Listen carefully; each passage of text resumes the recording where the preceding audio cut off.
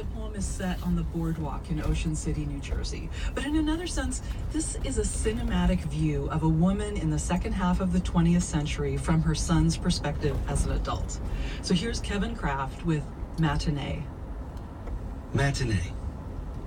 She is one moving over the boardwalk, my mother in Ocean City, New Jersey, crossbeam hammered and hovering above the dune line, boardwalk cracking like an exhumed spine. So much love does she have for it, walking the boards has become her life's work, measuring out the wooden miles like stalking her own horizon, summer after summer, climbing down the gray-green ladder of the Atlantic, only to climb back up again, every plank a sleeper, every nail a fraction of that solitude named for the beach end of the road, 12th Street, 13th, the music pier floating over breakers like an arc. But who is alone walking on a boardwalk, if not my mother in winter, gauging the distance between storms and the hours she has to make it through childhood and back again, hers awash in sistering the small tasks of being eldest among six, three in a room, one big bed, born into a boom she can't escape.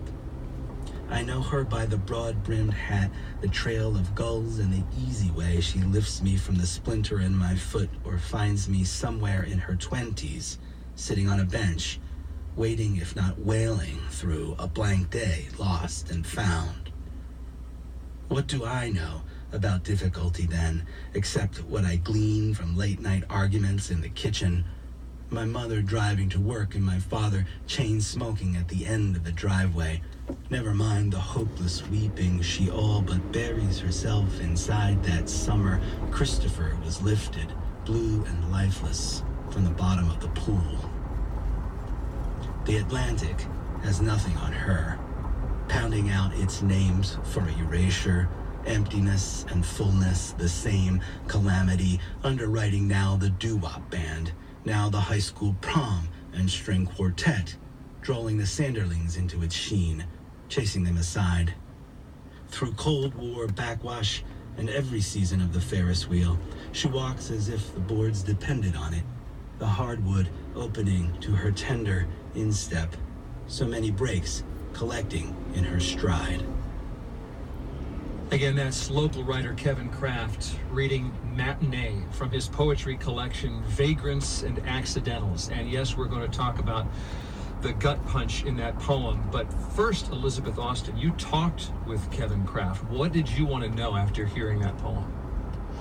Well, I was curious about an image right in the middle of the poem where Kevin writes, "She lifts me from the splinter in my foot, or finds me somewhere in her 20s sitting on a bench, waiting, if not wailing, through a blank day, lost and found."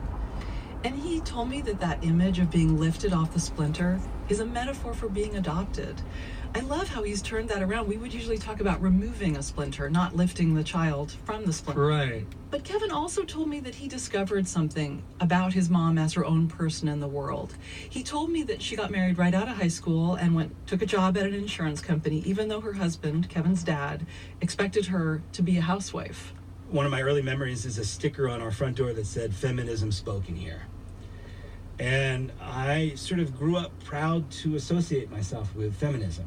That I thought that was the strong, vital, forward-moving political energy in America. And it made sense in our family because my mom was discovering her freedom, growing into things she was never allowed to think about being up until the mid-60s, from high school into marriage. And so the poem really sort of opened that trajectory up, not just for my mother, but it gave me a sense how my mother's life really kind of tracked American culture from the post-war through that very volatile era. That's writer Kevin Kraft talking about the poem we heard a moment ago, Matinee. Elizabeth, what did he tell you about that image in the poem of the drowned child? Christopher was lifted blue and lifeless from the bottom of the pool. Yes, that refers to Kevin's little brother. And here's how Kevin described that event and how it upended their family. My earliest memories are associated with my three siblings, the four of us in our family, camping, going to the beach, doing all those things that middle Americans, white middle Americans in the 70s could do. And then my brother died. It was a terrible accident. He went into the pool when he wasn't supposed to. He thought he had a floaty, but it had a hole in it. Oh. And my brother, my other brother, I'm the oldest, and then there's Tom. Tom discovered Chris and came running in. I have a vivid memory of it, and it just rippled through our house. And my dad leapt up and tried to save him, and it was a very difficult time, and the neighborhood sort of pulled together around our family. But it was really the beginning of the end of my parents' marriage, which was a little turbulent. My mom discovering feminism and working for the first time in a women's crisis center, and that did not please my father, who wanted a traditional male working role, and they fought about that a lot. But it was really the death of the brother that sort of really splintered okay, we can't hold this together anymore. It didn't happen right away, but that shock lived with us for a while. So, Bill, after that image of his brother Christopher drowned in the pool, Kevin gives us this image again of his mom walking that boardwalk. He writes, "The Atlantic has nothing on her, pounding out its names for erasure, emptiness and fullness, the same calamity." I think what I appreciate about what Kevin accomplishes in this poem is how much of a life he does compress into this poem. I do feel like I have a sense of the great arc, the depths, and also the continuity of his mother's life as a person separate from him. I think that can be a hard thing to do, writing about your own parent. And Elizabeth, does Kevin have his own children now? He does. He does. He writes about his adopted daughter in other poems, in Vagrants and Accidentals. And he had this to say about how his understanding of his mom's life affects how he tries to parent his daughter. The gift that my mother gave me was a sensitivity to the difficult trajectory that women have had in our culture, in our society, and a desire to see that my daughter grows up strong and benefits from that struggle, doesn't forsake those gains, but takes them and builds upon them. And I think that's my most important mission as a father right now. My daughter is 12, going on 17, and has plenty of strength in her.